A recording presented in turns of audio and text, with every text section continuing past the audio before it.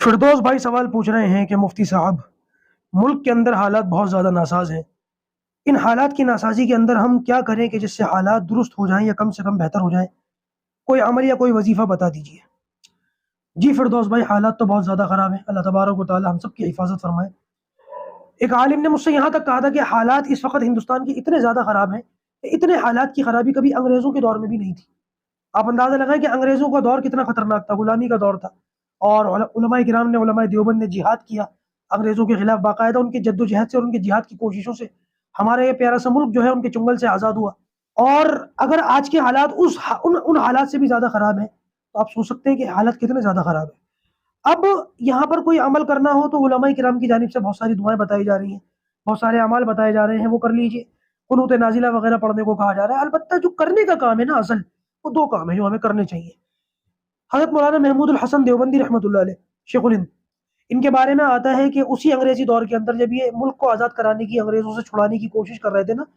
تو حضرت کی ذات جو ہے نا بڑی بلند بانگ ذات تھی۔ حضرت کے اوپر صرف مسلمان ہی جو ہے جانثار نہیں تھے، بلکہ ہر ہندوستانی پر اپنی جان چھڑکتا تھا، چاہے وہ کسی بھی مذہب سے ہو۔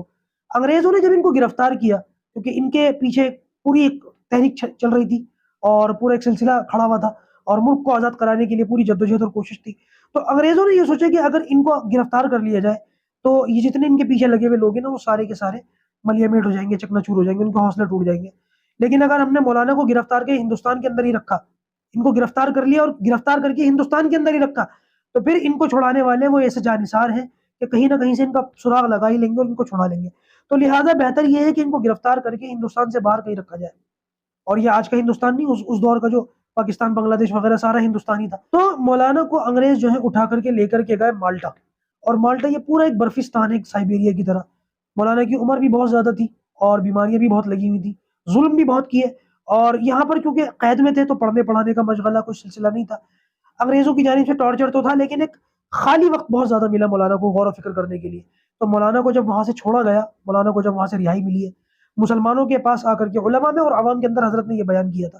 اور حضرت نے کہا تھا کہ ایک لمبی غور و فکر کے بعد میں اس نتیجے پر پہنچا ہوں کہ اس وقت مسلمانوں کے اوپر جو حالات خراب ہیں، یا خاص طور سے دیش کے اوپر جو حالات خراب ہیں، ملک کے جو حالات بنے ہوئے ہیں، اس کی دو وجہ ہیں۔ اس کی پہلی وجہ تو یہ ہے کہ مسلمانوں نے جو ہے نا وہ قرآن سے دوری اختیار کر لی۔ ظاہر سی بات ہے کہ جب مسلمان قرآن سے دور ہوگا تو پھر وہی بنے گا جو اس کا بننا چاہیے، بڑھتا۔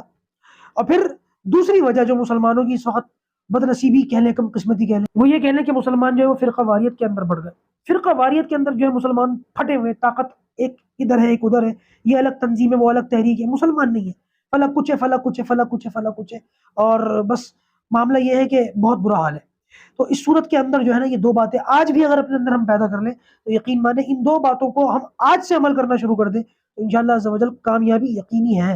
ان کے علاوہ کوئی اور کام ہو تو بہت ممکن ہے